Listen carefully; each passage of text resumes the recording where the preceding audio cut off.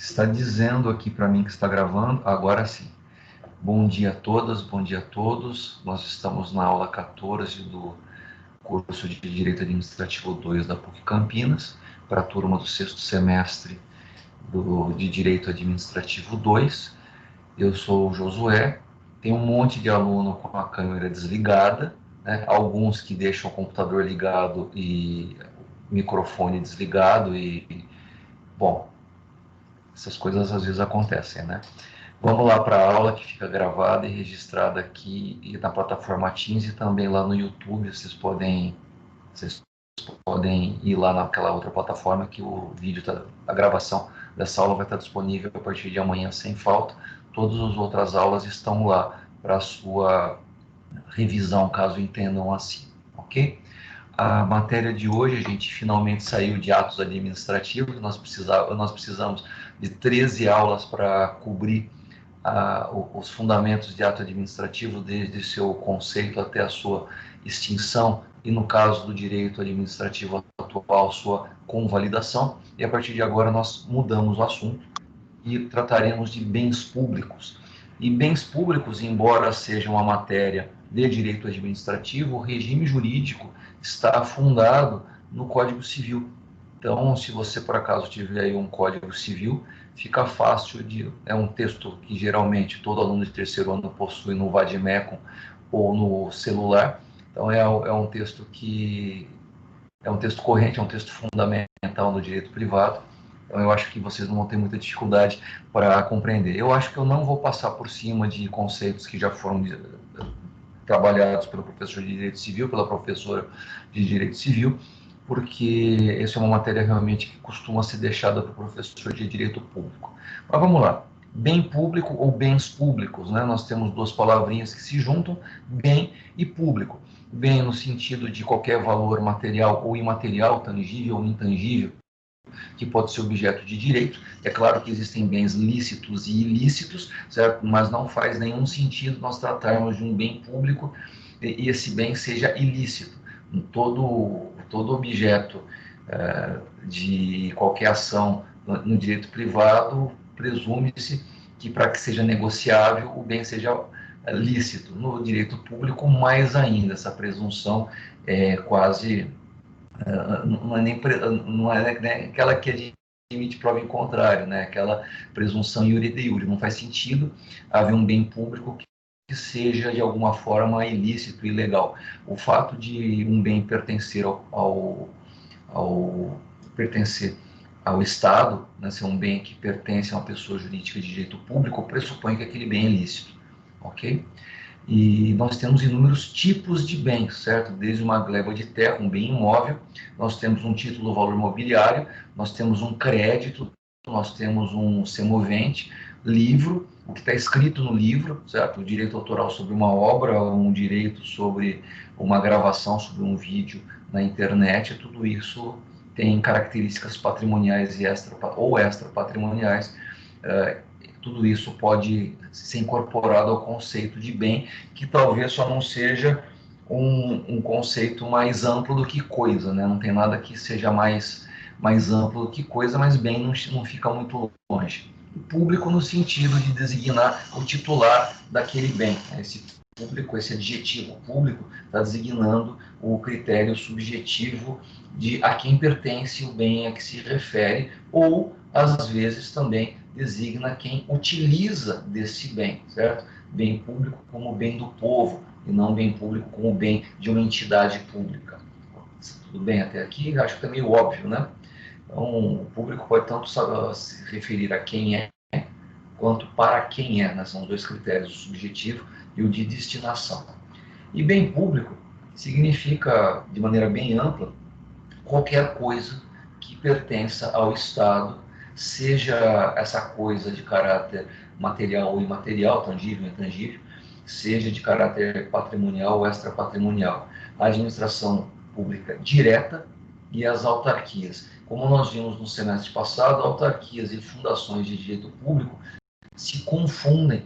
A jurisprudência consolidada do STF entendem que as autarquias são pessoas jurídicas de direito público e, eventualmente, uma fundação que tenha sido criada sob regime jurídico de direito público é entendida também como autarquia, certo? E o bem público pode, então, ser qualquer coisa que pertença ao Estado, critério subjetivo, qualquer coisa que sirva ao uso do povo, critério de destinação.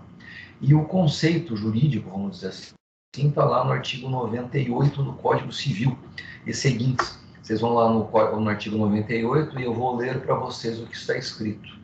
São públicos os bens do domínio nacional pertencentes às pessoas jurídicas de direito público interno, e todos os outros bens são particulares, seja qual for a pessoa a que pertencerem. Veja, o critério que a lei, que o tal do Código Civil confere para identificar o que seja um bem, é o critério subjetivo. No direito brasileiro, desde 2002, a legislação nacional, pelo artigo 98 do Código Civil, determinou que o critério para a identificação de bem público é o critério subjetivo. Até o advento do Código de 2002, os dois critérios, tanto o critério subjetivo quanto o critério de destinação, eram utilizados independentemente, eram utilizados os dois ao mesmo tempo e não havia problema nenhum com relação a isso. Porém, desde 2002, com este artigo 98, ficou claro que para a legislação brasileira, ou nós temos a identificação do critério subjetivo ou não temos mais nada. Logo, bem público. Segundo a lei no Brasil, artigo 98, o critério para saber o que é um bem público é saber a quem ele pertence. Se o proprietário daquele bem, se o titular dos direitos de propriedade daquele bem é uma pessoa jurídica de direito público interno, o bem é público. Se aquele bem pertence a qualquer outra pessoa, o bem é privado. E aí nós temos, segundo o artigo, eu não vou lembrar agora, 40 e pouco do próprio Código Civil, vira a página para trás e acha para mim aí qual é o artigo. Mas lá está dizendo que no Brasil nós temos 5 pessoas de direito público interno: União, Estado, Distrito Federal, município e autarquia. 5 pessoas de direito público interno. E seja União, Estado, Distrito Federal, município ou autarquia, qualquer coisa que integre o patrimônio de qualquer uma destas 5 entidades é um bem público. Prédio da Unicamp, não faço a menor ideia que prédio é, mas se pertence à Unicamp, é um bem público. Prédio do INSS, o INSS é uma autarquia, a autarquia é pessoa jurídica de direito público, o prédio é um bem público. Prédio da Prefeitura Municipal de Muzambinho. Muzambinho, para quem não sabe, é um município do sul de Minas Gerais. O prédio da prefeitura é um prédio de propriedade do município, e por ser de propriedade do município, é um bem público. Uma rua asfaltada ou não em um município qualquer, é um bem público que pertence àquela prefeitura. Rodovia Federal Transamazônica, é um trecho é um imóvel, é um terreno, um território, uma área que pertence à União Federal. Rodovia estadual dos Bandeirantes, aqui no estado de São Paulo, que liga a cidade de São Paulo até a cidade de Cosmópolis ou Limeira. A rodovia pertence ao estado de São Paulo. Todos esses bens são públicos porque pertencem ao poder público. Não importa o que seja o bem. E, vamos até fazer algumas coisas mais bobinhas. Vamos imaginar que você seja dono de um bem qualquer, e esse bem é buscado e apreendido pelo poder público. Passou lá o RAPA e houve pena de perdimento do bem. O bem que pertencia a você, por um processo administrativo público, mediante contraditório e ampla defesa, ficou caracterizado que aquele bem sofreria uma pena de perdimento. Aquele bem que era privado é transformado imediatamente em bem público, simplesmente porque deixou de pertencer a uma entidade, a uma pessoa de direito privado, e passou a ser propriedade de uma pessoa de direito público. Você tem um terreno em algum lugar, numa cidade qualquer, e a prefeitura determina a desapropriação do imóvel. A partir do momento que houve o pagamento da justa indenização prévia em dinheiro, aquele bem que pertencia a uma pessoa de direito privado se transforma em bem público. O bem não mudou, tá? A natureza dele, ele continua lá do mesmo jeito, mas ele deixa de ser de propriedade privada e passa a ser propriedade pública. O poder público, sei lá, o poder judiciário precisa comprar papel para a máquina de xerox, precisa comprar precisa comprar material de escritório, faz uma licitação pública ou faz um procedimento de dispensa de licitação, e aqueles bens que eram privados, ao se tornarem bens públicos, ao integrarem patrimônio do Estado, passam a ser bens públicos. Ou seja, o critério é muito simples. Mas eu vou fazer algumas perguntas para vocês, e vocês não precisam me responder com o microfone ligado. Mas pensem, vamos imaginar o seguinte: uma plataforma de petróleo da Petrobras é um bem público ou privado? Um prédio de propriedade, sei lá, uma agência bancária da Caixa Econômica Federal é um bem público ou privado? Um prédio do Banco do Brasil é um bem público ou privado? Olha, segundo o Decreto-Lei 200 de 1967, nós temos na administração pública indireta 4 tipos de pessoa. Nós temos as autarquias, nós temos as sociedades, as empresas públicas, na ordem, né? Sociedade de economia mista e fundações públicas. Embora empresa pública e fundações públicas se chamem públicas, elas são, por definição jurídica, e a sociedade de economia mista também, pessoas jurídicas de direito privado. Ou seja, a Petrobras é uma sociedade de economia mista, o Banco do Brasil é a sociedade de economia mista, a Rádio e Televisão Cultura é uma fundação pública, e a Caixa Econômica Federal ou o Banco Central do Brasil são empresas públicas. Veja, qualquer bem que pertence a essas pessoas são bens privados, porque elas são pessoas de direito privado. Logo, uma plataforma de petróleo da Petrobras, por ser uma sociedade de economia mista, necessariamente é um bem privado. Mas o poder público controla, tudo bem, mas aquele bem é privado, não se enquadra de forma alguma no conceito do artigo 98 como bem público. Tudo bem? Eu acho que esse é o ponto, talvez, que causasse maior problema com relação ao conceito legal. Então, está escrito aqui no nosso roteiro, logo depois da transcrição do artigo 98. Assim, no Brasil, desde 2002, o critério do uso, de destinação do uso do bem, não é importante para definir bem público. Para saber o que é um bem público, basta saber se o proprietário é uma das entidades previstas no artigo 41 do Código Civil. Vocês não fizeram a pesquisa para mim, mas eu já tinha escrito aqui, né? Era só ter lido um pouquinho mais para baixo. Vários autores, aqui é uma citação bem interessante, vários autores, ou seja, a doutrina, costuma manter o critério de destinação do bem como um critério para saber se aquele bem é público ou particular. Vamos dar um exemplo bem interessante. No Brasil, as linhas de transmissão de telefonia e de energia elétrica, de serviços de energia elétrica e serviços de telefonia, eles no passado eram serviços realizados por sociedades de economia mista, sistema Telebrás e sistema Eletrobras. Eram pessoas jurídicas de direito privado, porque eram sociedades de economia mista, que construíam todos os postes, todas as torres para passagem de cabos de alta tensão e passagens de cabo de telefonia. Atualmente, quem realiza esses serviços são pessoas jurídicas de direito privado, que não têm relação com a administração pública indireta, e tanto um quanto outro são pessoas de direito privado.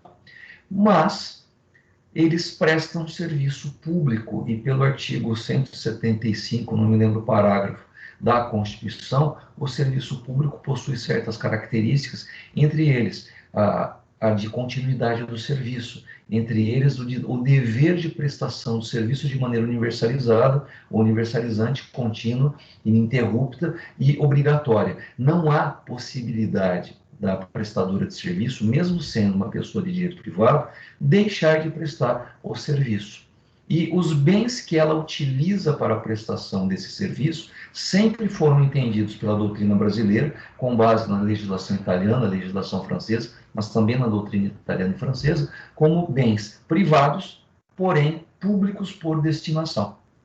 Vamos imaginar a seguinte situação: imagina que uma concessionária de serviço público, qualquer, do ramo da telefonia, ou do ramo da prestação de energia elétrica, ou mesmo de prestação de água e esgoto, tem uma grande dívida e o exequente pede a penhora de bens. E é perfeitamente possível se pedir penhora de bens se a pessoa for de direito privado. Se for de direito público, o artigo 100 da Constituição tem que ser por meio de precatório. A gente vai falar sobre isso mais para frente. Mas as pessoas de direito privado, elas poderiam perfeitamente ter a penhora, sofrer constrição judicial de qualquer bem de sua propriedade. Porém, existia na doutrina, existia na jurisprudência e existe hoje na legislação das concessionárias de serviço público a determinação de que os bens privados necessários para a prestação de um serviço público não devem ser submetidos à penhora, não são passíveis dessa constrição judicial, porque se ao final da penhora aquele bem deve ser leiloado e vendido, isso pode impedir, isso pode interromper, isso pode de alguma forma impedir a prestação de serviços públicos. Por isso que ninguém vai pedir a penhora de um poste ou de um cabo de transmissão de energia elétrica, ainda que o cabo tenha, sei lá, o material do cabo seja precioso, sei lá, antigamente as linhas telefônicas eram feitas com fio de cobre. Se pegasse todo o cobre das linhas de telefonia, derretesse e vendesse, podia ganhar dinheiro. Ou seja, havia um valor patrimonial envolvido, mas não importa, porque aqueles fios estão destinados à prestação de serviço público. Então, nesse sentido, a ideia de haver bens privados que, por serem utilizados para a prestação de serviços públicos, eles eram considerados bens públicos por destinação e recebiam proteção legal exatamente do jeito que os bens privados. Tanto é que é perfeitamente possível. Vamos imaginar o seguinte: o oficial de justiça vai lá na sede de uma empresa de telefonia, uma concessionária de telefonia, para fazer a penhora de bens. E chegando lá, tem no pátio da empresa de telefonia os carros caríssimos dos diretores, né? A concessionária ela comprou carros blindados, 4 portas, ar-condicionado, motorista, se bobear o motorista até já vem, já tem já está o pacote incluído para que o diretor da empresa não precise nem dirigir. Então entra no carro e é aquele carro caríssimo, carro importado, e aquele carro pode ser penhorado, porque aquele veículo, aquele bem, aquele patrimônio da concessionária não serve à prestação de serviço público. Ele pode entrar na empresa e pode perfeitamente penhorar todos os móveis e todos os computadores da direção, da diretoria da empresa, porque aqueles equipamentos eles não são diretamente voltados à prestação de serviço. Porém, ele não poderá realizar a penhora daquelas peruas pequenininhas com escada em cima e material de conserto, de manutenção dentro, porque aquelas peruas pequenininhas e relativamente baratas são utilizadas diretamente na manutenção e boa prestação do serviço público. Ele pode pegar penhorar os laptops dos diretores, mas não pode penhorar os computadores utilizados para a organização e monitoramento do sistema de prestação de serviço. Então, ainda existe a ideia de bens públicos por destinação e bens públicos por critério subjetivo. Mas a base legal, o conceito legal no Brasil desde 2002, necessariamente é o critério subjetivo. São públicos os bens de domínio nacional pertencentes às pessoas jurídicas de direito público interno e todos os outros particulares, seja qual for a pessoa que pertencer. Há um outro dado interessante. A legislação brasileira, o artigo 98, deixa claro que no Brasil, bem público pertence a pessoas jurídicas de direito público interno. O que significa que você, sei lá, você gosta de direito internacional, você pode dizer perfeitamente, com base no artigo 98, que um terreno e a construção de uma embaixada de um país, de um estado qualquer no Brasil, aquele terreno, embora pertença a um país, a um estado estrangeiro, pela legislação brasileira, aquele bem é entendido como um bem privada. Os Estados Unidos têm uma embaixada em Brasília, ou aliás, inúmeros países têm embaixada em Brasília, mas aquele terreno, aquela construção ali dentro, ela deve ser entendida para fins de direito público interno como uma propriedade privada e não como uma propriedade pública. Tudo bem? Vamos continuar lendo. Para o direito positivo, o critério de destinação acaba sendo utilizado apenas para subdividir os bens públicos, que a gente vai ver agora no artigo 99. Mas antes disso, aqui no comecinho da página 2, eu quero falar para vocês o que seriam como a gente identifica os bens. Geralmente os bens são previstos, como gostam de dizer os autores, ex lege.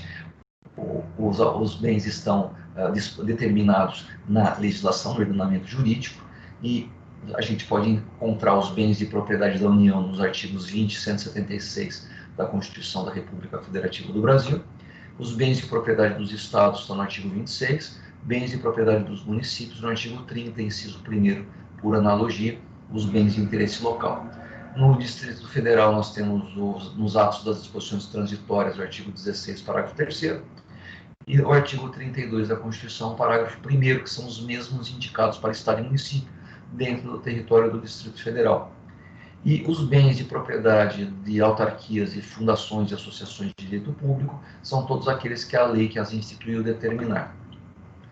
Todos os entes públicos podem adquirir bens na forma autorizada pelo direito positivo, ou seja, podem comprar, alguém pode dar um bem em pagamento para eles podem arrematar em leilão, podem receber por legado, eles podem receber por testamento, por herança, né? Não é herança, por testamento. Podem usucapiar, podem desapropriar. A forma mais comum é a aquisição por força de lei ou Constituição. E todos os entes públicos têm à sua disposição medidas judiciais necessárias à defesa de seus bens, ou seja, toda entidade, toda pessoa de direito público interno pode ser autor de uma ação possessória ou reivindicatória ou mesmo mandado de segurança. Ou seja, a pessoa jurídica de direito público interno, que é proprietária de um bem, pode usar, gozar, de alguma forma bem restrita, dispor e custodiar. Eles têm todos os poderes do Código Civil à sua disposição para proteger os seus bens contra espúrio. Tudo bem? Até aqui acho que está tranquilo. Vamos dar continuidade. Vamos falar de uma expressão muito complicada, tá? Regime de dominialidade pública, ou, se preferir, a definição de disposições normativas sobre uso e propriedade de bens públicos.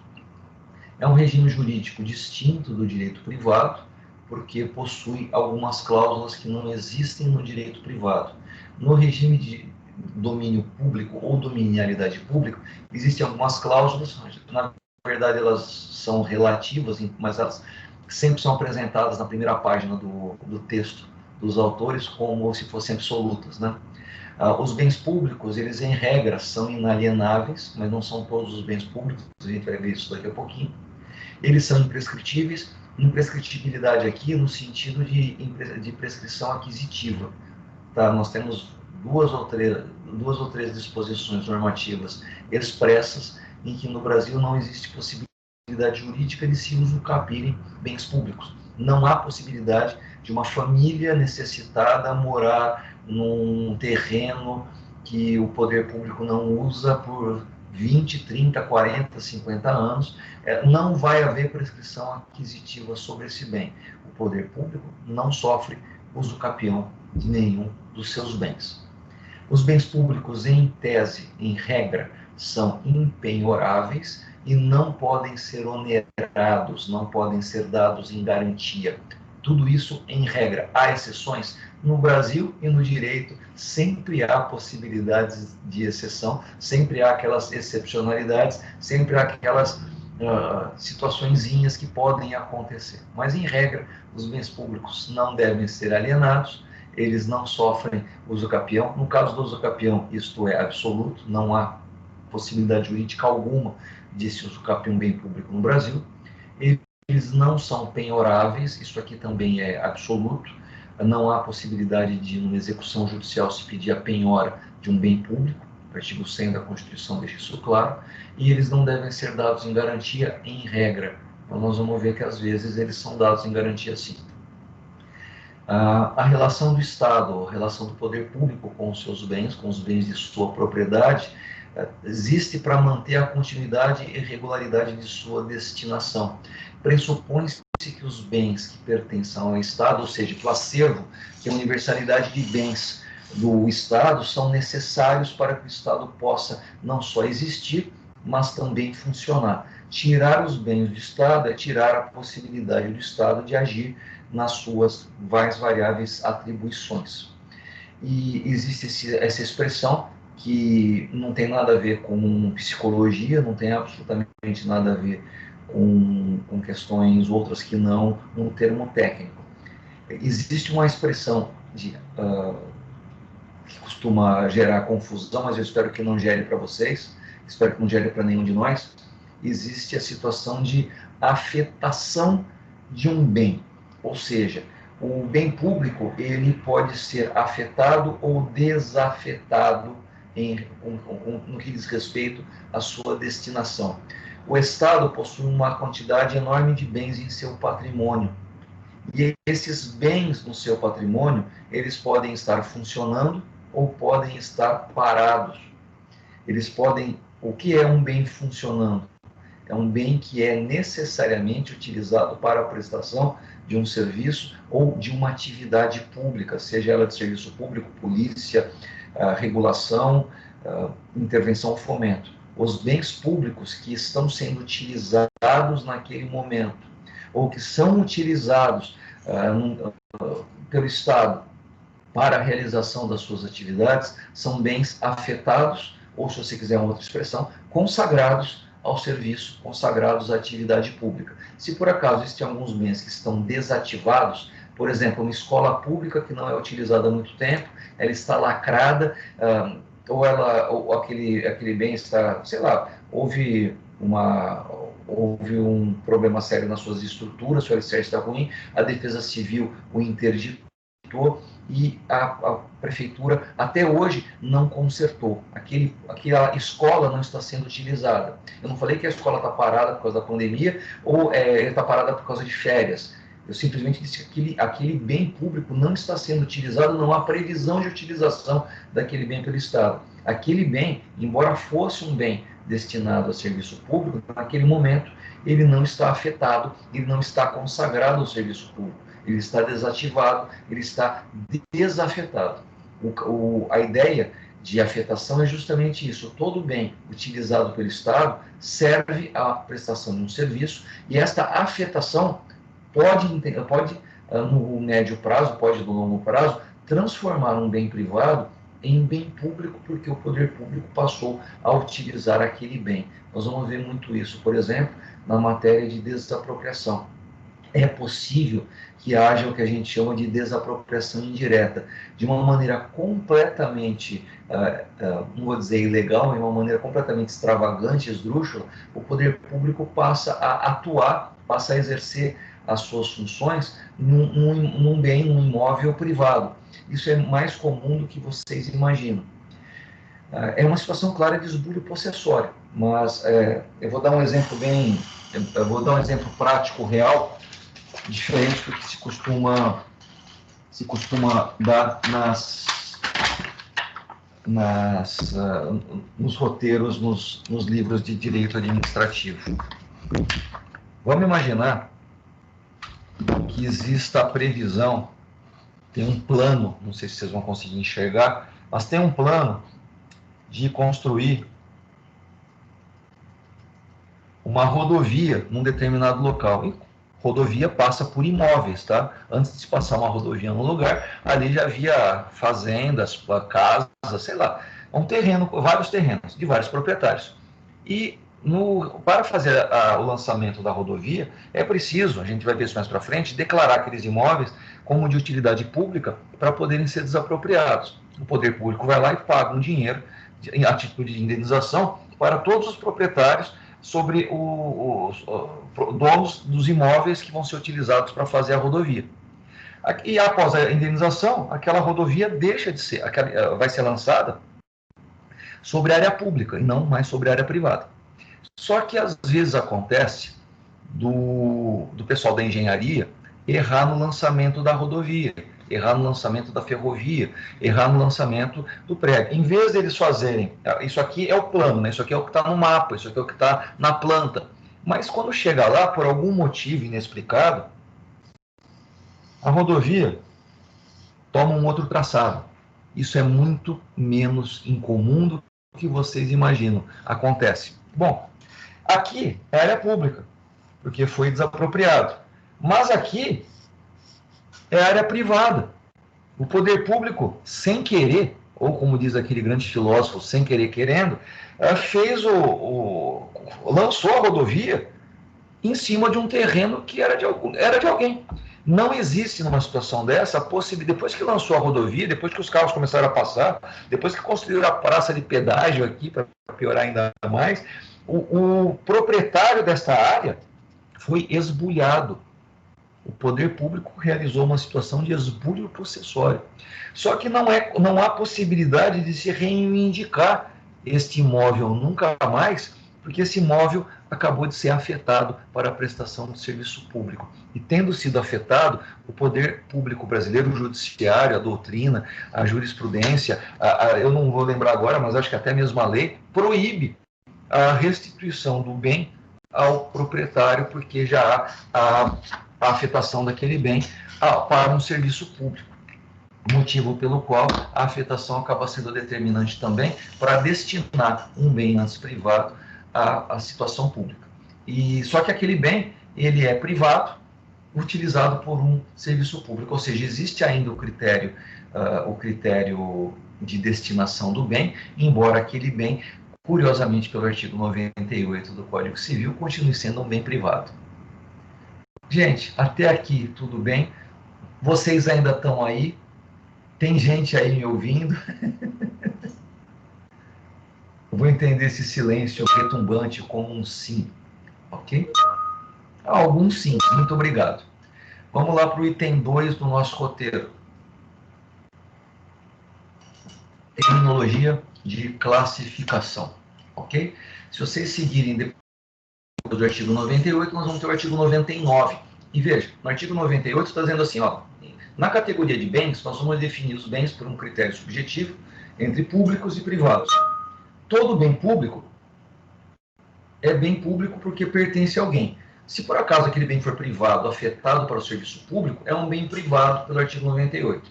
Ou seja, aquela rodovia lançada de maneira equivocada sobre terrenos privados, segundo o artigo 98 do Código Civil, aquele trecho da rodovia construída no local errado é considerado um bem privado com destinação pública, ok? Mas pelo critério legal, ali há um bem privado e não um bem público. E os bens públicos, ou seja, aqueles que pertencem à União, Estado, Distrito Federal, municípios e autarquias, eles são bens públicos e eles são... Aqui nós temos um critério de destinação para identificar, com base na finalidade daquele bem, como classificar ou como especificar aquele bem público. Então, nós temos 3 possibilidades no Brasil. O bem público no Brasil, ele se divide em 3 possibilidades. Ou ele é um bem de uso comum do povo, ou ele é um bem de uso especial, ou ele é um bem dominical, ou dominial, como vocês preferirem. E a legislação brasileira, ela não define muito, né? Ela simplesmente apresenta, vamos lá no inciso 1º. Artigo 99, são bens públicos, 2 pontos. Inciso 1º, os de uso comum do povo. Puxa, o que é bem de uso comum do povo? Ele não fala o que é, ele exemplifica. Os rios, os mares, estradas, ruas e praças. 2, inciso 2º, o que são os bens de uso especial? Não fala o que é uso especial, apenas exemplifica. Tais como edifícios ou terrenos destinados a serviço, o estabelecimento da administração federal e estadual, aqui devia ser distrital ou municipal, inclusive os de suas autarquias. Tá? Até 1988, o Brasil possuía territórios Não havia alguns estados, como a Constituição de 88, como Amapá, Roraima e Rondônia, eles eram territórios, eram tipos de autarquia. E o nosso Código Civil de 2002, ele na verdade é o Código de Miguel Reale lá da década de 70. Faltou trocar territorial aqui por distrital. Tudo bem, a gente entendeu o que o legislador queria dizer. De qualquer forma, não está definido o que é uso especial, está exemplificado. E terceiro, o inciso terceiro, dominicais, já que está um pouquinho mais definido, mas eu acho que ninguém vai considerar que isso aqui seja uma definição, seja tão preciso assim. Os dominicais constituem o patrimônio das pessoas jurídicas de direito público como objeto de direito pessoal ou real de cada uma dessas entidades. Se alguém aí do outro lado do vídeo conseguiu entender isso como uma definição, eu aguardo comentários, ok? E aí no parágrafo único, algo próprio do inciso terceiro, que eu acho que está mais definido. O parágrafo único define o inciso terceiro, os dominicais, melhor do que o próprio inciso terceiro. Se a lei não dispuser em contrário, bens dominicais são aqueles pertencentes às pessoas jurídicas de direito público a que se tenha dado estrutura de direito privado. E aqui nós temos uma definição muito boa do que sejam os bens dominicais, ok? Porque eu vou contar um segredo para vocês. Todo bem público constitui patrimônio das pessoas jurídicas de direito público. Ou seja, a informação ali do inciso terceiro, depois, que está sendo atribuída aos dominicais, ou seja, o bem dominical constitui patrimônio das pessoas jurídicas de direito público, está meio complicado, porque todo bem público constitui patrimônio de pessoas jurídicas de direito público. De modo que a gente vai ter que entender o inciso terceiro definido no parágrafo único. Bens dominicais são os bens pertencentes às pessoas jurídicas de direito público. Pode escrever ali abaixo do que está escrito em seguida, né? Está escrito aí no parágrafo único. São os bens a que se tenha dado estrutura de direito privado. Aí você escreve do lado, você coloca o que significa que se tenha dado estrutura de direito privado? Significa que não tem, ou que não tiveram, ou que ainda não, que no momento não possuem afetação. Não são bens. Os bens dominicais são dominicais porque não estão afetados ao serviço público ou não estão consagrados ao serviço público. Nós temos, isso não, o que significa dizer que o bem dominical, se você tirar uma foto do bem dominical, você vai identificá-lo naquele momento como um bem que pertence ao patrimônio da pessoa jurídica de direito público interno, naquele momento sem afetação. Não está sendo utilizado para prestação de serviço, para a polícia, para fomento, ou seja, aquele bem não é utilizado. Um prédio público em ruína, aquele bem não está afetado, é um bem dominical.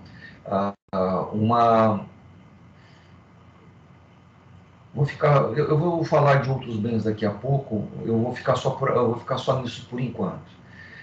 Veja, nada impede que aquele bem público seja consertado, seja reformado, seja posto para ser reutilizado. E a partir daquele momento que está pronto para ser utilizado, aquele prédio deixa de ser um bem dominical, porque ele acabou de ser afetado ao serviço público, ele passará a ser utilizado. Vamos imaginar que o poder público resolve construir um hospital. Enquanto o hospital não for inaugurado, enquanto o hospital não estiver funcionando, tudo aquilo pode ser entendido como um bem dominical. Uma escola ficou pequena, ficou ruim, não sei, ela vai ser desativada e todos os alunos vão ser transferidos para uma outra escola. O prédio da nova escola, que nunca foi escola, está sendo construído para ser consagrado ao serviço público. Ou seja, ele tem uma finalidade prevista a ser realizada. E por ter essa finalidade, por estar destinado a prestar serviço público, ele vai ser entendido como um bem de uso especial, inciso 2º do artigo 99.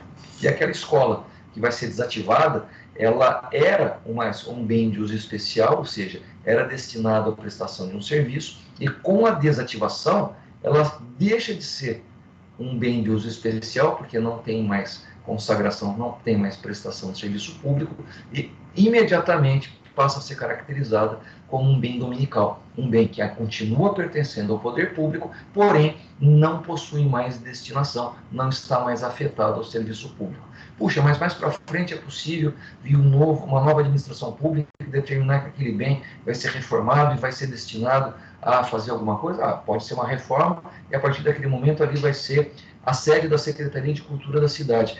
Passa a ter destinação pública naquele momento. Ok?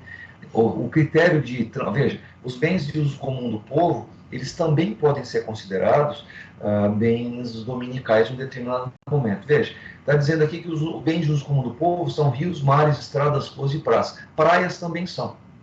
E a pergunta que eu faço para vocês, aquela praia paradisíaca em Paraty, que você precisa, para chegar nela, fazer uma trilha de 2 horas e meia, ou seja, é uma praia que só se chega lá, só é possível chegar lá por trilha ou se você tiver um barco. E barco seu, tá? Você não tem nenhum um sistema de transporte marítimo do estado, do município, que te faça chegar lá. Você tem ali uma praia, ou você tem um rio ali que não tem povo. Ou seja, como é que um bem de uso comum do povo pode ser considerado bem de uso comum do povo se o povo não está lá?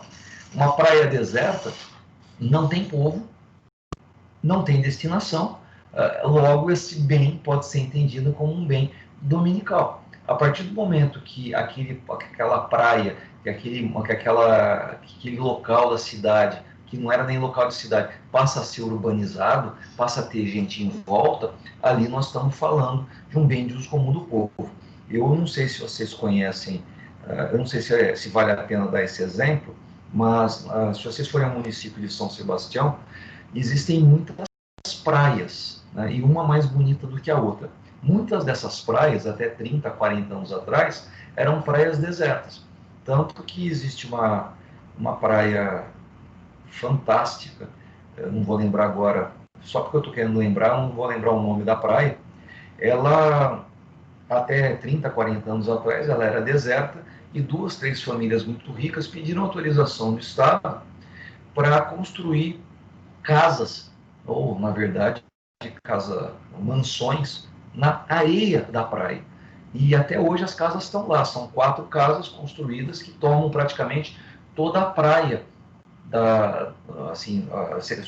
Tanto é que até pouco tempo atrás ali não era urbanizado, e se você por acaso quisesse, estava andando, fazendo trilha ali em São Sebastião, e quisesse ir, entrar na areia e ir para o mar, você não conseguiria, porque as casas elas construíram muros e assim, não havia acesso ao mar por quem chegasse. Você precisava pedir autorização para o dono das casas para entrar na casa, para entrar na praia e para entrar no mar. Só que aquela praia, que era completamente deserta, ou seja, aquela praia era entendida como um bem dominical, aquela área passou a ser urbanizada. E com a urbanização ali houve um bairro. E a Prefeitura de São Sebastião determinou aos proprietários daquelas casas que abrissem espaço para que houvesse como as pessoas que passavam a morar naquela área pudessem ter acesso ao bem de uso comum do povo, a praia e o mar. Ou seja, quando aquela praia ainda era deserta, o poder público entendia aquela praia como dominical e autorizou que algumas pessoas construíssem casas enormes, mansões, e praticamente pagavam um determinado valor a título de arrendamento, de laudêmio, não me lembro agora qual o critério que foi utilizado para elas construírem sobre os terrenos de marinha, mas a partir do momento que houve urbanização na área, aquela praia passou a ser uma praia urbana e não mais uma praia dominical. O poder público impôs aos proprietários das casas que abrissem espaço para eles deixarem as pessoas irem até o bem de uso comum do povo. Tanto assim, como a praia perdeu exclusividade, 2 ou 3 famílias ali acabaram vendendo os imóveis, e lá acho que agora são 2 ou 3 hotéis, aliás, hotéis espetaculares, e o hotel é obrigado a deixar não só os hóspedes passarem, mas também qualquer um que queira ir até a praia, porque afinal de contas se trata de um bem de uso comum do povo. Não é possível imaginar que uma praia como Santos ou uma praia como Rio de Janeiro possa ser fechada para a utilização exclusiva de alguém. Como se trata de bem de uso comum do povo, qualquer um pode andar. Se você por acaso mora numa cidade qualquer e ali a sua casa, sei lá, você mora numa rua qualquer, qualquer pessoa, mesmo em atitude suspeita, se bem que atitude suspeita é a coisa mais difícil que existe para se definir, todas as pessoas do mundo têm o direito de andar na sua rua, têm o direito de andar na sua calçada, porque ali são bens de uso comum do povo. As ruas, as praças, sim, você tem o direito de ficar o tempo que você quiser nesses locais, porque esses locais servem à circulação das pessoas. Pô, mas a pessoa ela tem que passar e tem que ir embora, não pode ficar. Ela não mora lá. Não importa, nada impede que essas pessoas andem, nada impede que essas pessoas transitem nesses lugares, não há nenhum problema, ok? Essas ruas, as praças, elas são de uso comum do povo, como elas pertencem ao poder público, elas devem estar lá para que as pessoas possam se locomover tranquilamente. O uso de uso especial significa que você tem toda a liberdade de ir até um prédio público e ir lá permanecer, porém no horário de expediente. Ainda que você goste muito da biblioteca da sua cidade, você não está autorizado a ir em determinados locais da biblioteca. Alguns livros raros, você precisa pedir uma autorização especial. Você não pode ir até as estantes. Muitas vezes é o bibliotecário que vai em certas estantes para pegar certos livros raros. Mas você tem a possibilidade de ir até lá, pegar o livro que tiver no acervo. Você tem a liberdade de ler os livros lá dentro, só que na hora de fechar o prédio, você tem que sair. E existem alguns locais que são bens públicos, que você não vai conseguir, se você não for da equipe clínica, você não vai ter autorização para entrar na sala de uma cirurgia do hospital público. Os bens de uso especial, se você por acaso tiver aula numa universidade pública, numa escola pública, se você tiver aula, você não vai ter a autorização para ingressar na sala dos professores. Embora a sala dos professores de uma escola estadual ou de uma universidade pública seja um local público, aquele local é destinado para determinada atividade e apenas as pessoas autorizadas poderão ali entrar e permanecer. Os bens de uso especial são destinados à realização de determinados serviços, de determinada prestação de serviço. Os de uso comum são relacionados aos direitos de ir, vir, estar, permanecer, né? E são entendidos como necessários à mobilidade das pessoas.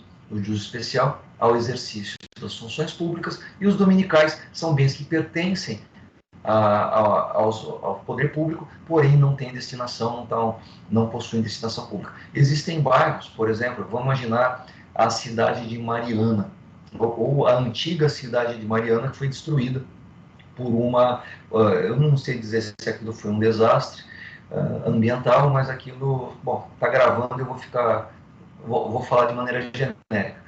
Houve o rompimento de uma barragem no Rio Doce, e a cidade de Mariana, e também depois, posteriormente, houve a destruição, o rompimento de uma outra barragem. Brumadinho sofreu o mesmo problema.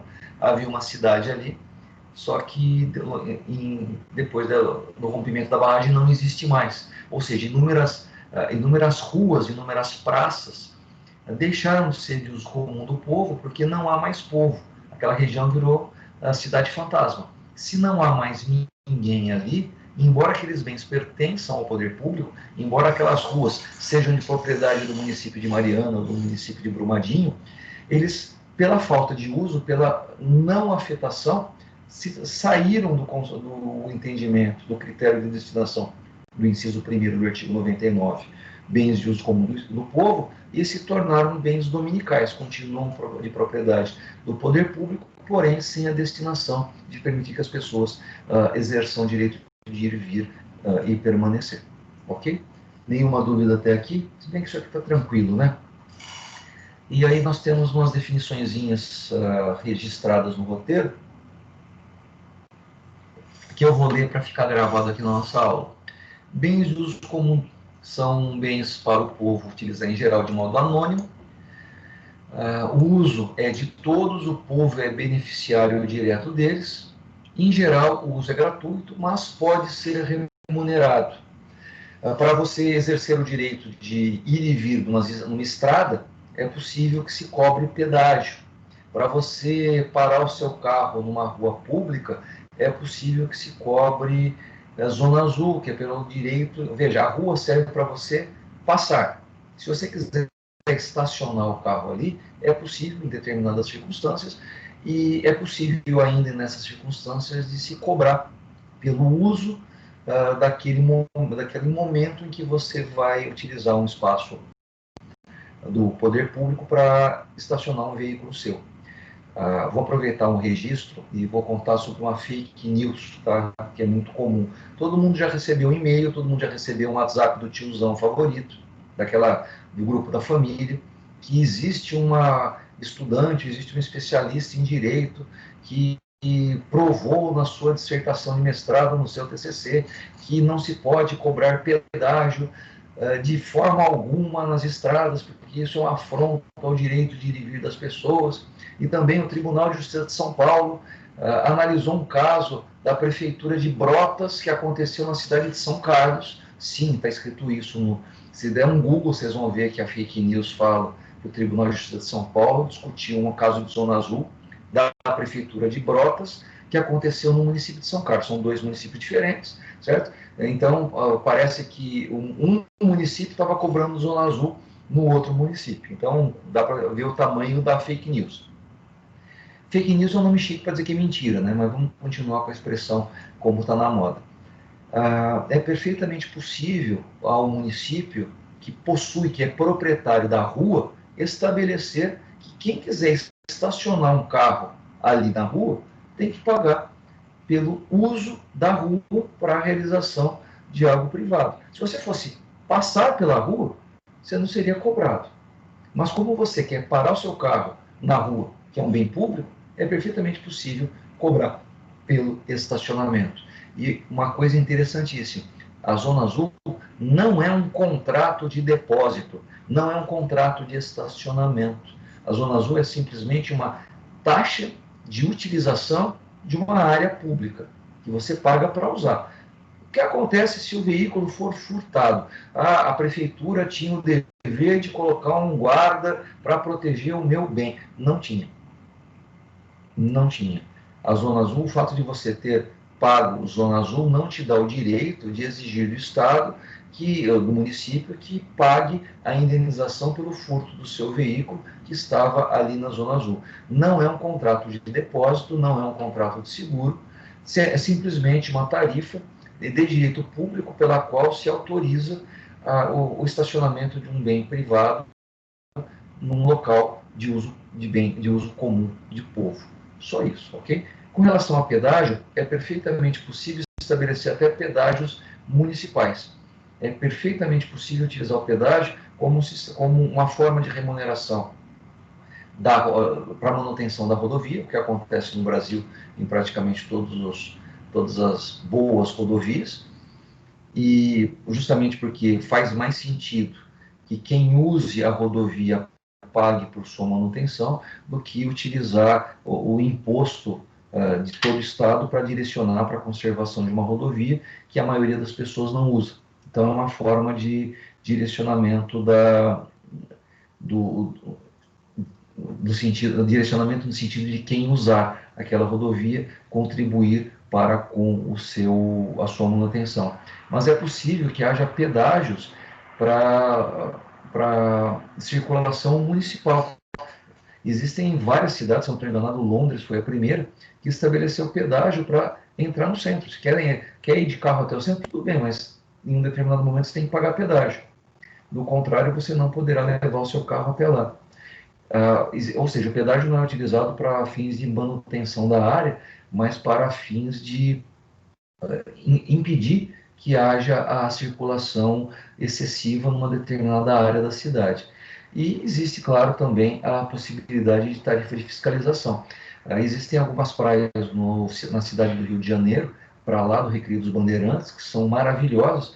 Eu acho que as duas mais famosas são a Prainha e a Praia da Macumba, e já de longa data existe um fiscal ambiental à porta, vamos dizer assim, dessas praias, e só é possível entrar um determinado número de pessoas. Depois que entrar o 20º, 30º, sei lá quantas pessoas podem entrar, o fiscal fecha a porta da praia e mais ninguém entra. Quem entrou tem que arcar também com uma taxa de fiscalização.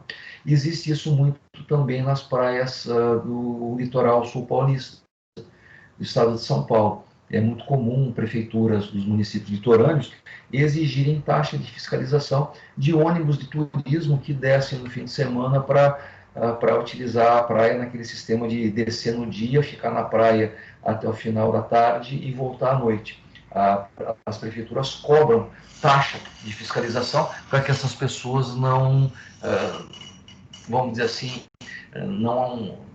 não façam nada diferente de todos os outros moradores ou turistas que estão ali, e já que eles estão chegando para usar e ir embora, acaba havendo a possibilidade de haver mais... É preciso fiscalizar para que aquilo possa ser organizado. Como não há estrutura... Veja, vou melhorar a frase para não parecer que eu estou sendo... que eu não esteja definindo direito.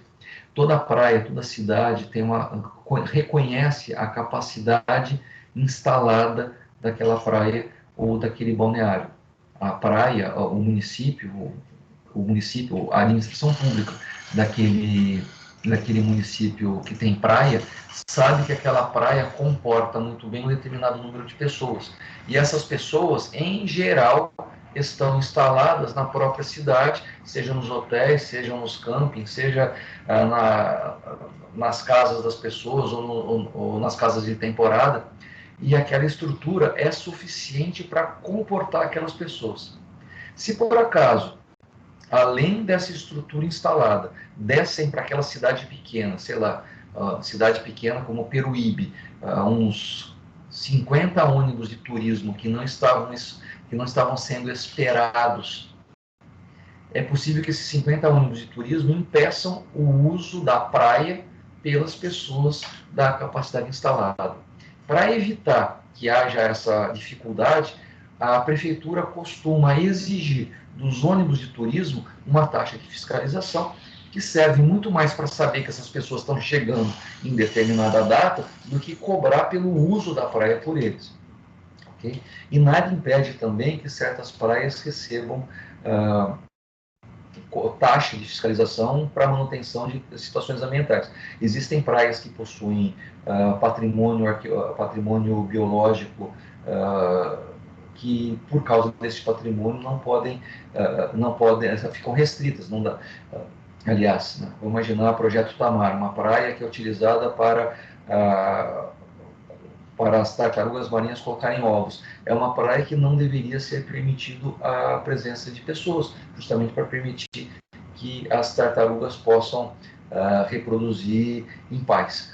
Mas, como são bens de uso comum do povo, talvez haja uma dificuldade muito grande de entender que, em certas circunstâncias, deva haver fiscalização e deva haver até o impedimento das pessoas de utilizar. Ok? Bom, bens de uso comum do povo, melhores exemplos: praias, ruas, praças, estradas e rios. Bens de uso especial, utilizados pela administração na prestação de serviços, ou na realização de polícia administrativa e regulação e fomento e intervenção do Estado, ou seja, são os bens utilizados para a administração funcionar. São beneficiários diretos, né? Os beneficiários diretos desses bens são usuários do serviço e os servidores que neles trabalham. Os melhores exemplos: escola pública, creche, um edifício de uma repartição, onde ficam os gabinetes, etc. Bens dominicais não são destinados ao uso imediato do povo, dos usuários ou dos beneficiários diretos da atividade, justamente porque não tem atividade nessas horas, tá? E não receberam ainda destinação ou foi retirada a destinação. Ok? São bens públicos, aí o termo importante, desafetados ou não consagrados. São considerados bens meio e não bens fins. em tese, instrumentalizam as atividades administrativas, permitem que as atividades venham a ser realizadas, mas é bem complicado isso, porque a partir do momento que as atividades são instrumentalizadas, a atividade e o fato de haver atividade torna esse bem, afeta esse bem e o torna de uso especial.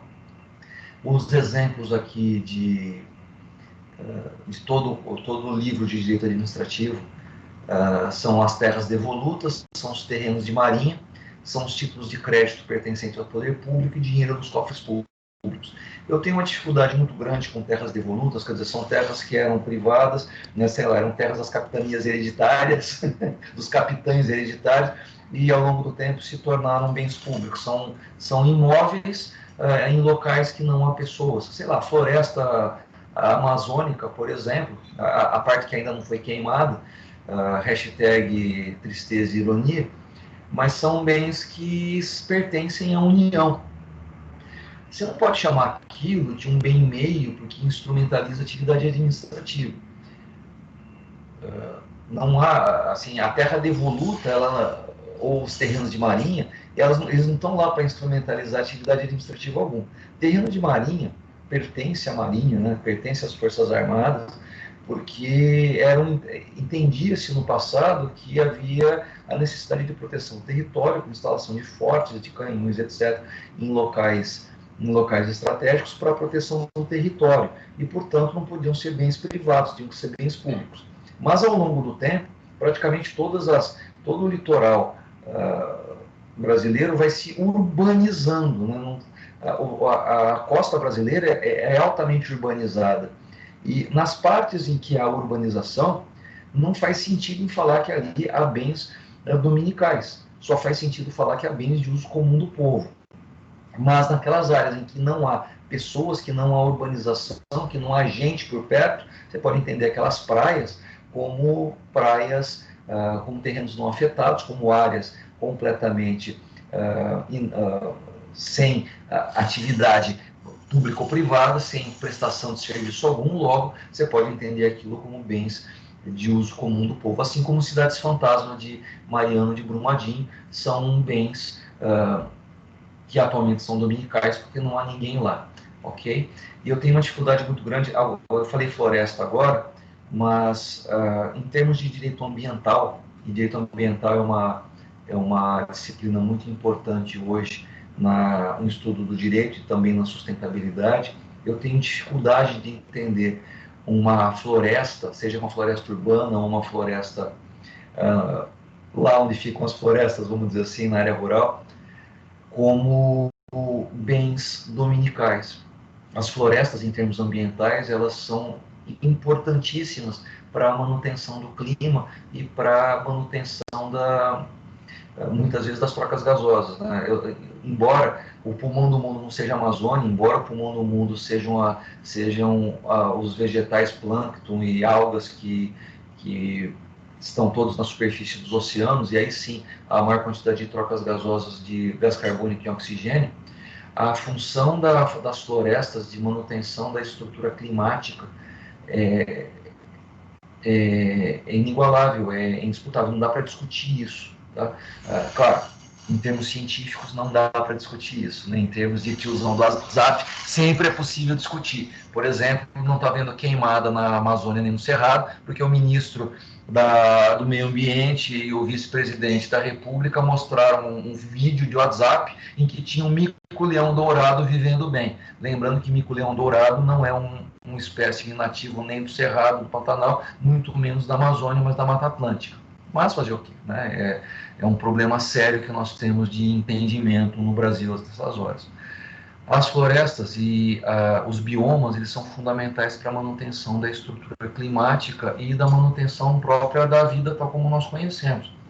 Ter alterações climáticas ou ter alterações ambientais em proporções industriais, tais como nós estamos tendo, provoca um problema seríssimo que deveria ser objeto de preocupação pelo Ministério do Meio Ambiente, pelo menos pelo Ministério do Meio Ambiente, no sentido de impedir que esses biomas e que toda a biodiversidade neles instalada se perca. Há um interesse difuso de manutenção do meio ambiente, de manutenção dessas estruturas naturais no território, porque elas são fundamentais para manter o clima e manter a vida tal como nós conhecemos. Destruir um bioma causa consequências terríveis na vida, até mesmo de quem mora na cidade.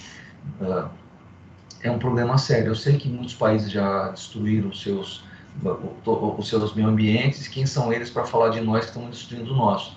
Porém, existe um entendimento de direito difuso, um entendimento no sentido de que direito ambiental possui um interesse público fundamental que deveria ser protegido. De modo que eu tenho dificuldade, agora voltando para a nossa matéria, eu tenho dificuldade em entender florestas e entender áreas de preservação ambiental como bens dominicais. Eles exercem uma função importantíssima. Eu entendo que nós deveríamos utilizar, pelo direito ambiental, isso é posição minha, tá, minoritaríssima, mas eu entendo, pelo direito ambiental, que florestas e biomas, natureza de maneira bem ampla, deve ser entendida como bem de uso especial, porque nós dependemos dessas estruturas da natureza, naturais, climáticas, ambientais, para mantermos a nossa vida tal como nós a temos ainda, ok? Com relação a rios, também, embora os rios sejam bens de uso comum do povo, a lei apresentou os rios como locais próprios, possíveis para haver navegação e transporte. Mas nós podemos entender o rio em termos ambientais como bem de uso especial, porque, afinal de contas, toda cidade, todo município tira água para a dessedentação das pessoas, para as pessoas beberem água, para as pessoas usarem água para tomar banho, para fazer limpeza da casa, das fontes de água, e as fontes de água mais utilizadas, sem dúvida alguma, são os rios. Do ponto de vista ambiental, nós devemos entender os rios como bens de uso especial e não como bens de uso comum do povo. Nós entendemos os rios como bens de uso comum do povo, porque está na lei, então essa é a resposta certa, mas é no sentido de transporte, no sentido de ir e vir. Mas os rios têm uma função muito mais importante, que é de garantir que as pessoas tenham acesso à água e água tratada. Então, o serviço público de água é importante, sem dúvida alguma, são bens de uso especial, mas nós podemos entender a fonte dessa água também como bem de uso especial, e a poluição desses rios deveria ser tratada de uma maneira mais severa, porque na medida em que os rios são poluídos, o sistema de tratamento de água pode entrar em colapso, não consegue tratar a água de forma adequada, e isso pode causar mais doença do que deveria. Bom, já falei demais quanto a outras questões, né? Vamos continuar aqui no roteiro. Observação sobre bens dominicais, para eles costumam ser aplicadas as terminologias bens de uso privado do Estado ou bens de patrimônio disponível por influência da doutrina estrangeira, como forma de designar uma relação mais assemelhada à do direito privado. E aí nós temos os termos técnicos afetação ou consagração e desafetação ou desconsagração, no sentido que eles podem atribuição de destinação específica a um bem público. E a afetação pode ocorrer tanto de forma explícita quanto de forma implícita. Será explícita quando houver lei, ato administrativo e registro do projeto de loteamento. Todo loteamento é uma gleba de terra, é uma área, sei lá, era uma fazenda, o proprietário era proprietário de toda a área. Vamos desenhar, que acho que fica mais fácil.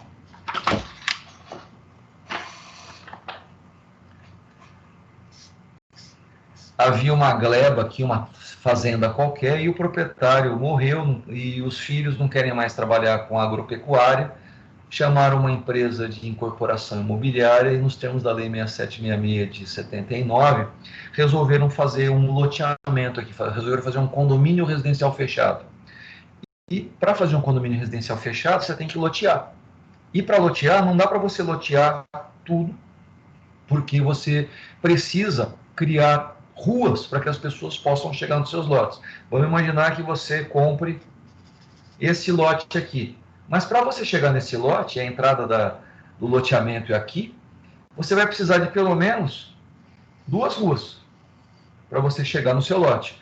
Só que, como há inúmeros outros lotes, você vai ter que, ao fazer o loteamento, propor a criação de ruas e às vezes até criação de praças, criação de equipamentos, locais para construção de equipamentos públicos, e a partir do momento que você faz o loteamento nesse sentido, você propõe que as ruas que serão construídas e as praças que serão construídas, elas serão doadas ao poder público, porque a rua é um bem de uso comum do povo, e a rua que vai entrar aqui para ir até os lotes são bens de uso comum do povo, ou seja, o seu pai, o seu avô que era dono da fazenda, ele era dono de tudo, mas quando vocês resolveram transformar a fazenda em um condomínio fechado, cheio de lotes lá dentro, os lotes continuaram sendo propriedade sua, e esses lotes você vai vender para ganhar dinheiro, mas você é obrigado a criar ruas, avenidas, praças no local, e essas partes são doadas ao poder público e se tornam bens de uso comum do povo. Aliás, neste ponto vale uma situação interessante. Não tem isso em casa, isso atrapalha bastante, mas isso eu fiz e isso é muito engraçado. Não façam isso com a esposa, façam isso só com os filhos pequenos, porque a esposa ela tem direito de não pagar esse mico. Um belo dia eu fui num condomínio residencial fechado, nesses bairros com muro para tudo quanto é lado, e só moradores podem entrar por meio de uma guarita, e pessoas que não são moradores têm uma outra guarita em que tem que fazer a identificação. E toda pessoa que trabalha na guarita, ele recebe ordens expressas e só pode permitir que pessoas que não são moradores entrem mediante autorização expressa de algum morador. Um belo dia eu fui num condomínio residencial fechado desses, sem morar nesse condomínio, e eu esperei a fila ficar grande, porque senão alguma coisa poderia não dar certo. E quando chegou minha vez, a pessoa falou: pois, na onde você vai? Assim, eu vou dar uma volta aqui dentro. Não, você não pode, você só pode entrar com autorização, isso aqui é propriedade particular. Você olha, na verdade, pela lei 6766 de 79, o condomínio residencial fechado, ele, em regra, pode proibir pessoas de entrar, desde que essas pessoas não sejam identificadas. Ou seja, ele pode ter uma cancela, pode ter uma guarita, e pode exigir o documento de identidade, não só de quem está dirigindo, mas de todos que estão dentro do carro. Mas não podem impedir que pessoas utilizem, que deixem entrar, porque, afinal de contas, lá dentro do condomínio residencial fechado, está cheio de ruas, e ruas são bens de uso comum do povo. E há praças, e meus filhos gostaram muito de brincar na pracinha, viu? E foi bom, porque tinha um rapaz de terno e gravata, com uma moto, com uma sireninha atrás, que me acompanhou. Eu achei muito bom ter ido lá. Eu me senti muito seguro com as crianças. Eu achei legal o condomínio ter deixado um rapaz lá disponível para fiscalizar a gente. Eles estavam achando que a gente ia fazer alguma coisa errada, mas nós nos sentimos muito seguros de ter alguém. Veja, é perfeitamente possível a gente fazer um rolezinho num condomínio residencial fechado em qualquer lugar do Brasil, menos algumas cidades aqui da região de Campinas, como Vinhedo e Valinhos, que possuem uma legislação municipal que autoriza a criação de áreas, ou seja, existem leis municipais nessas duas cidades, Vinhedo e Valinhos, que determinam que quem mora no condomínio residencial fechado são os únicos que têm direito a usar as ruas lá dentro. Ô, professor, o senhor está querendo dizer, está querendo insinuar que essa legislação de Vinhedo e de Valinhos é inconstitucional? Eu estou dizendo isso expressamente, sim, no meu entendimento. Não existe possibilidade de uma legislação municipal, ainda que seja sob a égide de dizer que se trata de interesse local, de que ruas em determinado bairro sejam proibidas para o ir e vir de quaisquer pessoas. Ah, mas isso é feito para a segurança, apenas quem mora lá tem o direito de usar ali. Olha, não é isso que diz o artigo 98 e 99 do Código Civil. Essa proibição de permitir a entrada é inconstitucional. O que você pode fazer, e a lei prevê isso, a 6766 de 79 prevê isso desde 79, é que você possa ser identificado. E não vão reter o seu documento de identidade. Eles vão ver o seu documento de identidade, anotar ou tirar foto, escanear e te devolver, e você pode ir lá à vontade. Isso é uma forma de garantir a segurança. Impedir o trânsito de pessoas, isso é completamente ilegal. Okay? Mas não tente isso em casa e provavelmente o cara da guarita naquele dia deve ter pensado com ele, por que isso tinha que acontecer no meu turno e não no turno de outra pessoa? Por que essa pessoa veio causar problema para mim e não para outro? Mas eu fiz isso exclusivamente para poder dar essa aula para vocês, tá bom? Fica registrado aqui. E, bom, voltando, a afetação explícita por lei, ato administrativo ou registro do projeto de loteamento, e implícito quando a administração passa a usar o bem para certa finalidade, sem manifestação formal. Embora possível teoricamente, não se entende jurídica a afetação por fato administrativo, já que o poder público deve aplicar a lei de ofício e não fazer de qualquer jeito. No entanto, há ao menos uma hipótese de afetação implícita, aquela que permite ao proprietário privado exigir a desapropriação indireta, ou seja, a possível afetação por ato administrativo. Veja, a desapropriação indireta foi aquela situação que eu contei para vocês da rodovia lançada de maneira equivocada, ok? Bom, desafetação, mudança da destinação do bem, regra usada para transformar bens de uso comum do povo ou bens de uso especial em bens dominicais, possibilitando sua alienação. Ou seja, os bens de uso dominicais podem ser alienados segundo um determinado procedimento que nós veremos em breve. E a desafetação também pode ser explícita ou implícita. Gente, regime jurídico de dominialidade pública. Nós temos 4 previsões.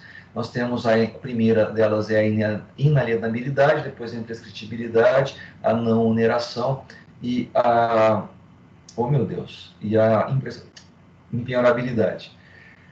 A primeira que nós vamos tratar, e talvez seja a única que dê tempo hoje, é a inalienabilidade, ou, como é mais correto dizer, alienabilidade condicionada. Artigo 100 e artigo 101, voltando para um pouquinho, uma dúvida. As florestas são bens dominicais? Resposta da questão que você vai botar xizinho. Sim, são bens dominicais. As florestas que não estão em área privada, tá? Existe a possibilidade de você encontrar assim, se você for para o Código Florestal, se você for para a legislação ambiental vigente no Brasil, existe a possibilidade de você adquirir uma fazenda e na área do seu registro imobiliário há uma área de preservação permanente, uma área de preservação ambiental, ali tem, sei lá, tem vegetação nativa do cerrado, ou da Mata Atlântica, ou da Floresta Amazônica, depende de onde você estiver, de Pampa Gaúcho, não sei, mas ali há a necessidade de preservação ambiental e há o dever de, embora aquela área esteja na sua propriedade, você tem uma restrição administrativa, você tem o dever de conservar aquilo daquele jeito, aquela área. Então você tem uma floresta em área privada e você tem floresta em área pública, certo?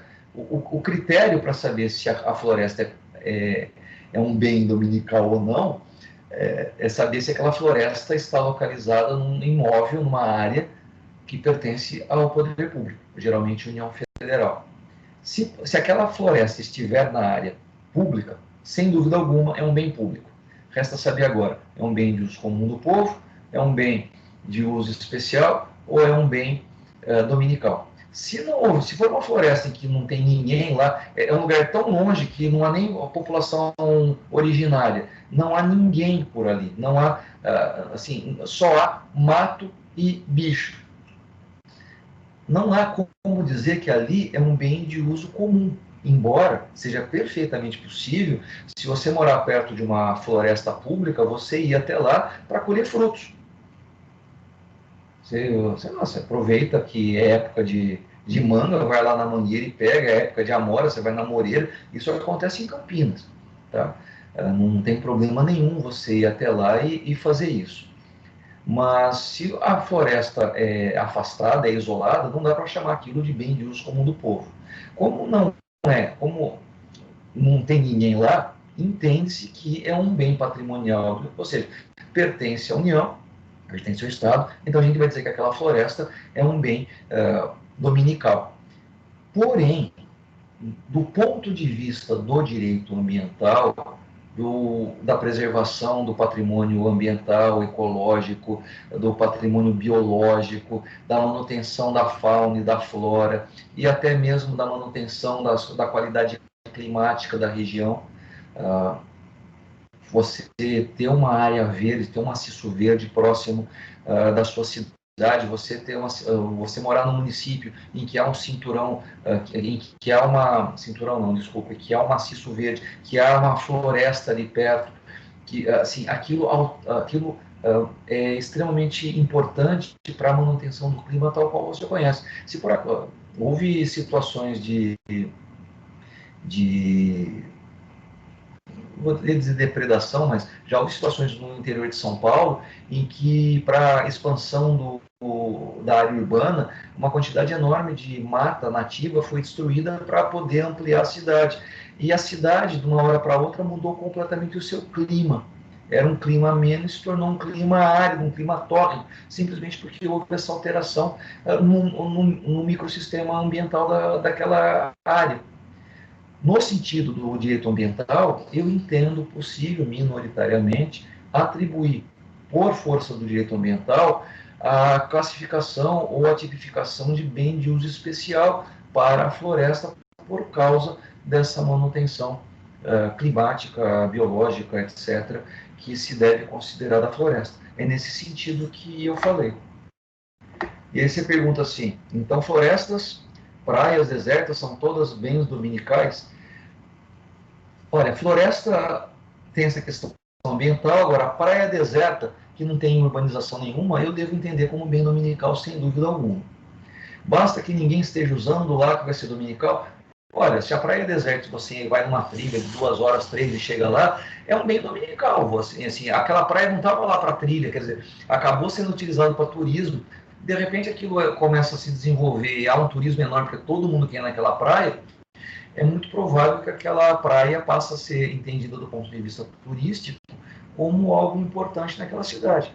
Então, daqui a pouco, aquela praia já está até sendo utilizada, assim, a partir do momento que ela passa a ser utilizada comercialmente, pelo turismo local, é possível que a administração organize tudo isso e aquela praia seja entendida, talvez, como bem de uso comum do povo. E se por acaso aquela praia se descobre que ali é um local de preservação ambiental, preservação de algum tipo de animal que ali se reproduz, etc., talvez possa ser entendido como um bem de uso especial com certas restrições ao uso. Veja, cuidado com os esquemas. Se você quiser usar a regrinha, né, pega os exemplos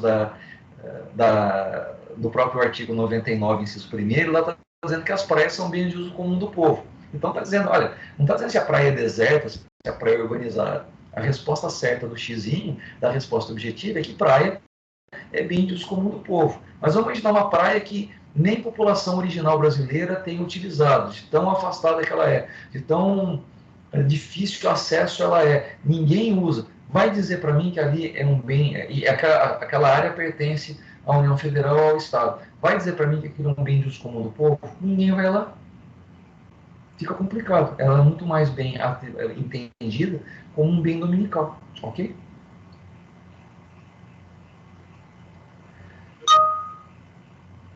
Que bom que você entendeu.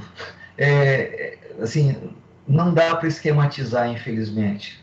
Para estudo de concurso, de prova objetiva, a esquematização pode funcionar, mas eu creio que para entender realmente o que é possível é saber se o que define efetivamente o bem público no inciso 1º e 2º e inciso 3º, o que define o critério para dizer que aquele bem pertence ao inciso 1º, bem de uso comum do povo, ou bem especial, versus o inciso 3º, bem dominical, é a afetação desse bem.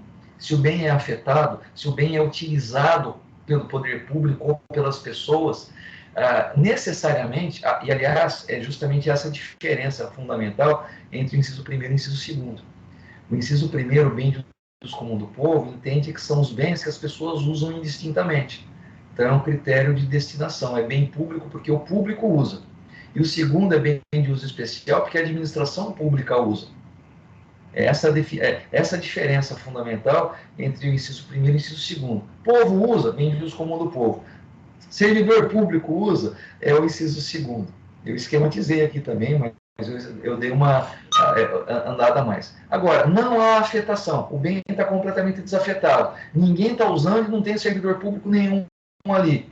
Puxa vida, é um bem sem afetação, é um bem patrimonial, é um bem dominical. Ok?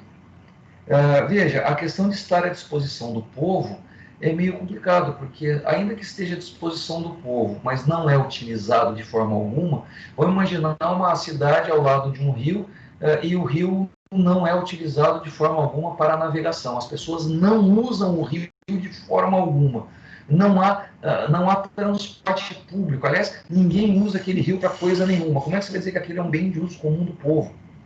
Mas do ponto de vista da utilização da água, nós vamos entender que aquele bem está sendo utilizado para as pessoas beberem água. Ainda assim, aquele rio que está passando ali naquele local não pode ser entendido como bem de uso comum e nem de bem especial, porque a forma de utilizar a água, se aquele rio é poluído, as pessoas não estão indo lá para beber água. Antigamente, quando era possível chegar lá, encher um balde d'água e beber água ali mesmo, era possível entender como um bem de uso comum do povo. Mas atualmente, um rio extremamente poluído, vai dizer para mim que um rio não poluído, não navegável, que não tem como você utilizar nem para ir para outra margem, porque não tem barco, não tem balsa, como é que você vai dizer que aquilo é um bem de uso comum do povo? O povo não usa, fica complicado.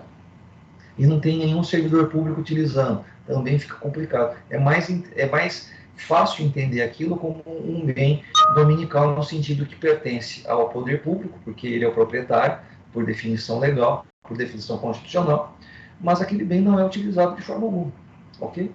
Essa é a definição. Mas quiser esquematizar para uma prova de xizinho, vai pelos exemplos que constam do artigo 99. Se por acaso constar do exemplo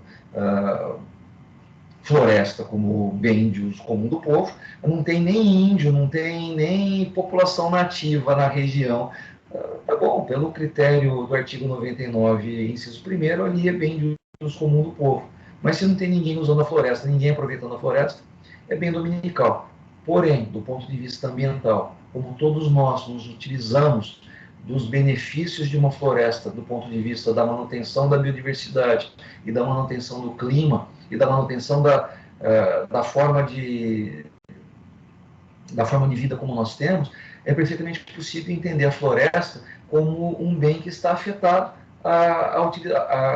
possui interesse público, ele é um bem público, porém que nos afeta a todos. E aí você vai poder dizer que, embora nós não andemos pela floresta, é um interesse difuso que faz com que a floresta seja entendida como um bem de uso comum do povo, ou um bem especial, caso haja alguma atividade ali próxima, mas do ponto de vista ambiental nós podemos entender a floresta como um bem de uso comum do povo, do ponto de vista ambiental, mas se não tiver ninguém por ali, ela é muito mais compreensível a partir da ideia de um bem dominical do que um bem de uso comum do povo, ok? Gente, vocês fizeram perguntas e eu não consegui entrar no item 4. O item 4 continua na próxima aula, na nossa aula 15. Ok? Se vocês puderem deixar registrado que a nossa aula 15 começa aqui, eu agradeço muito. Fiquem pelo horário, não dá mais para a gente fazer pergunta nem nada, mas eu continuo à disposição de vocês aqui pelo Teams, lá pelo YouTube, pelos canais de comunicação da PUC, ou se quiserem também por sinal de fumaça, WhatsApp, etc. Gente, muito obrigado a todos, a todas. Fiquem com Deus e até semana que vem. Até logo, viu? Vou parar a gravação a partir de agora.